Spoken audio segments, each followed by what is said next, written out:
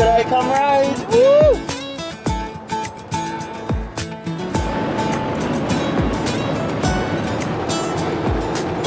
Welcome to Queensland.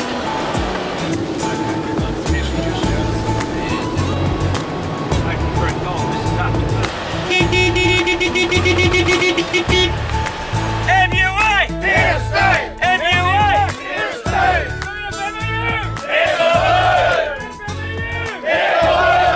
One day longer! One day stronger! One day longer! One day stronger! One day longer! One day stronger! I'd like to just thank the MUA for coming up and supporting the Oaky North locked out miners. Thanks a lot, fellas.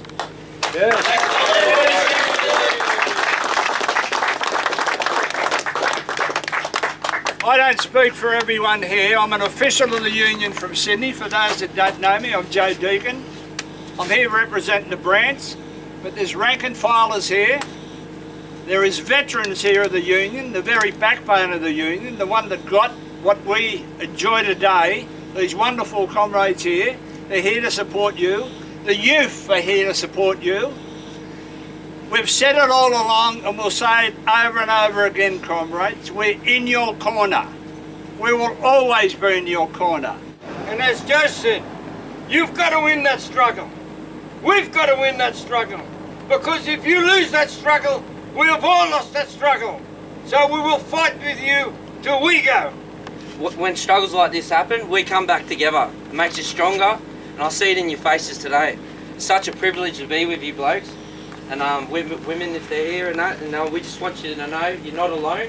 And I just hope us being here reinforces you. As Frank said, it's your struggle, but it's a working class struggle. When multinational companies can come in here, exploit our resources, not pay any tax, try and screw our workers, we've got to fight back, and that's exactly what you're doing. And it's an absolute privilege to be here, and we're with you the whole way. Your struggle's our struggle. Thanks, comrades. Thank you. Comrades, my name's Ryan McGibbon-Thompson. Same story as Dan. I'm a seafarer and I'm working on the wharf at the moment due to a downturn in the industry. It's a great job and I love being there, rank and filer. We come up here today because I've been following this with the branch for 222 days. She's been locked out, or 226 now, locked out of your place of work by a multinational, not paying any tax in Australia, making profit off the labour of you comrades. It's a common theme in Australia at the moment. The big ends of town, the multinationals, they don't pay any tax here, they exploit our resources, take all the profit offshore, and what goes into our communities and makes it run is the wages and conditions that you fought for over generations, you put back in the community. So yeah, if we can, help you get that one day longer, one day stronger, get over the line for victory, then, happy to be here. We threw the hat around at work. We've got a couple of thousand to give to you to put on the help you out, whichever way is possible. So yeah, just happy to be here, boys. Thanks very much. Thank you. The trip up here come out of a meeting we had between the youth committee, activist committee, and also the retired veterans, and they come up with the idea to come up here and do a trip of solidarity.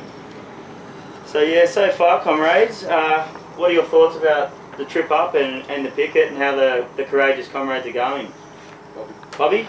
Yeah, well, their struggle's our struggle, basically. I mean, we've got to stick together. But as I say, Joe, myself and Sean Schaffer were here 20 years ago and hoped we'd never have to come back to this situation again. But it's just a never-ending attack on the working class. And that's just, these people to be admired for what they're doing on this picket line. Georgie? I certainly agree with Bob in admiring the fellas on the picket line here. The solidarity is something to be admired again, and I'm sure they will win this war. Yeah, I'm very impressed with the attitude of these fellows here, and we've got a good group of guys here, and I wish these guys every good thing. Yeah, well, it's a taken that the MUA, vets and youth have an obligation to try and support these types of operations. This is the first picket line I've been on where there's been the sort of levels of restriction that apply to the guys that are here. You can do nothing more than admire their self-discipline, the way they've conducted themselves, the way they've made sure that they didn't in any way jeopardise their ability to stay here. The fact that they can only get 2 work permits to actually be here and present, and all all the other provocation that's around, you take your hat off to them, and they've stuck solid. It's a long, long time, and you can't even, through the tiny bit of friction, they're just determined to win, and I wish them every success. 60 years I've seen a lot of struggles, a lot of fights, a lot of wins, some we perhaps didn't do so well. This one is going to be a success. We veterans worry about the future, what we're leaving for the future.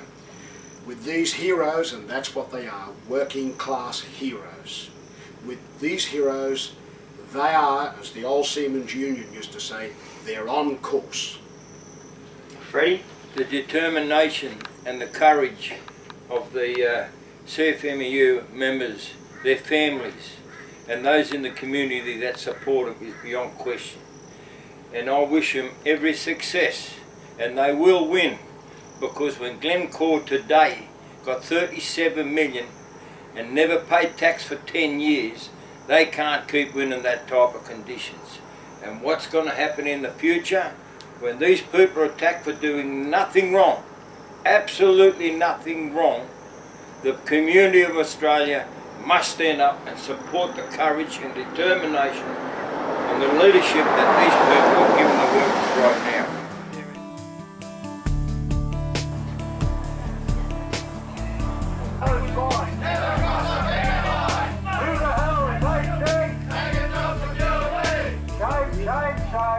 They have about 200 blokes going on there doing our job, so our protest is that we should be in there, not out here. We didn't ask for no pay rise. We wanted an EA rolled over, which they disagreed on. Didn't want anything. They wanted to make 64 changes to it. So we're here today in protest, and now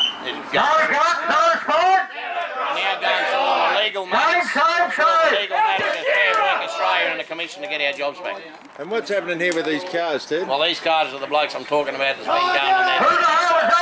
They've accepted to go and do our work while we're sitting out here struggling with our families and children that are wanting to go to school and do everything and live a normal life, and they can't because we're not allowed in there by the company called Glencore. But what we really need to have a look at here is the Fair Work Act itself. The Fair Work Act of Australia, I'm afraid to say, is not too fair. Where these workers, as it's been stated here on many occasions, have done nothing wrong, done everything right, in fact, under the law. But yet here they are, locked out today, up to today, 227 days. I take my hat off to them, the branch takes our hat off to them. We especially take our hat off to the vets, you wonderful comrades that have steered the way for us. This has been a bit of a hell trip up here, and it's been, you know, testing here on the picket line in terms of weather. But you've really done yourselves and your union proud. And as a Sydney branch member of the executive, I take my hat off to you for your wonderful support to these heroic comrades. One day longer. One day stronger.